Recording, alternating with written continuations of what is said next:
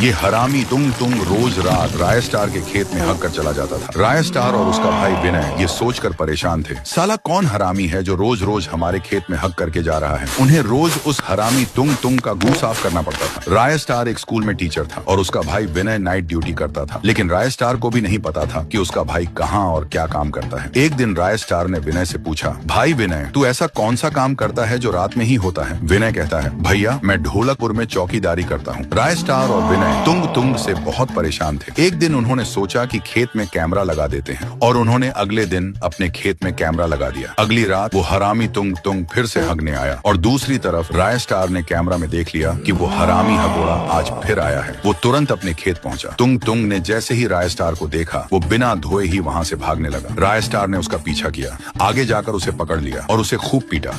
बता तू रोज मेरे खेत में ही क्यों हगता है? तुझे और कोई जगह नहीं मिलती क्या? तभी तुंग तुंग ने रोते हुए बोला, क्या बताऊं राय स्टार भाई, मेरे घर में संडास नहीं है और अगर मैं किसी और के खेत में जाता तो वो मुझे मार मार के भगा देते थे। आपका घर खेत से बहुत दूर है, इसलिए मैंने सोचा अब आपके खेत में ही हग लिया करूंगा, लेकिन अब आपको भी पता चल गया। तुंग तुंग की बातें सुनकर राय स्टार की आंखों में आंसू आ गए। तुंग तुंग इतना बोल ही रहा था कि वो अचानक बेहोश होकर गिर पड़ा। राय स्टार तुरंत उसे हॉस्पिटल ले गया। वहाँ उसने डॉक्टर से पूछा, क्या हुआ डॉक्टर साहब? वो तुंग तुंग ठीक तो है ना? डॉक्टर बोला, हाँ भाई, खुशी की बात है, तुंग तुंग को लड़का हुआ है। डॉक्टर की बात सुनकर राय स्टार चौंक गया। क्या एक लड़के को बच्चा कैसे हो सकता है? डॉक्टर बोला, नहीं तुंग तुंग ना तो लड़का है और ना ही लड़की। राय स्टार फिर चौंक गया। तभी राय स्टार तुंग तुंग के कमरे में पहुंचा और उसके बच्चे को गौर से देखने लगा। उसके बच्चे को देखते ही राय स्टार सन्न रह गया। अब समझ आया कि वो नाइट शिफ्ट ही क्यों करता था और ये कहते ही राय स्टार बेहोश हो गया।